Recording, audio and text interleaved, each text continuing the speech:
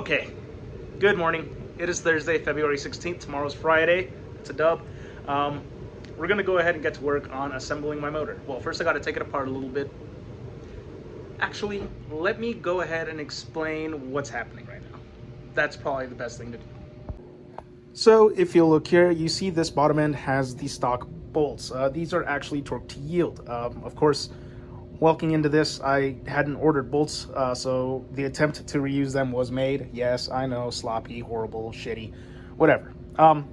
But it did snap one. So we need to remove all of these, and we need to extract this one because this one did snap. So I actually got 4 replacement on all of these. Once I get that one extracted, I have these bad boys to install, which are the main cap bolts. Both the M10 and the M8 size are in there, along with the lube and my torque specs. So let's go ahead and get started. What you do to me?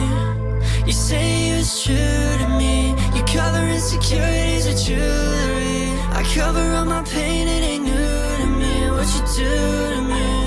2016, I was trying to go missing, but the bankroll came. Now I see in tunnel vision. 2020, things change. Now I gotta have ambition. Play it sold out show, you can't even get a ticket. You'll have a new one next weekend. Get a bag, now you wanna see me. Ball hard, cause I never made the team. Okay, guys, now that I got that one off, I can see the culprit right there. Lucky enough for me, the absolute luckiest thing ever. I can just screw it off. Like so. So that was lucky. I was worried I was going to have to, try to, pull it out in one of the more intensive ways, which would have made it like a multiple day ordeal, honestly. So, stoked. It's out. Junk ass bolt. Now, we're going to go ahead and take a look at the ARPs after I reseat this because I do not want any dust or contaminants getting in there. So let's do that.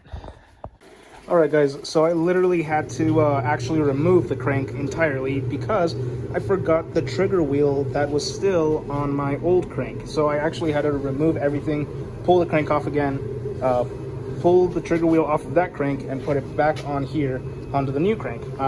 Totally goofed, forgot about it. But yeah, now it's done. Now it's all back together, it re-lubed up, re-cleaned up. So now we can finally move on to getting those bolts on. So without further ado, let's get to it. I'll update you guys whenever I get them all on.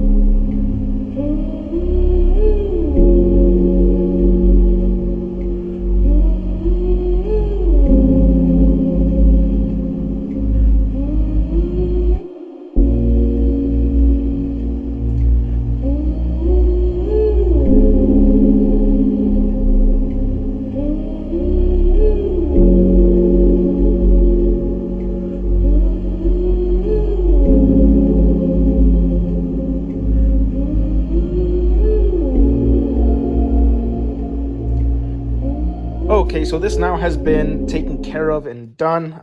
These are torqued down. This is 70 foot-pounds. This is 32 foot-pounds. With that being said, we're ready to drop pistons in, which I actually just redid them. So they're all good to go. I love the cross-hatching that they use for their rods. Anyways, that's all good. We're going to be using the same Manly piston as well as the same actual rings. And that's only because there's no damage whatsoever to the cylinder walls or the rings. With that being said, I'm very excited, and I hope you guys are too. Stay tuned for the next episode. Bye now.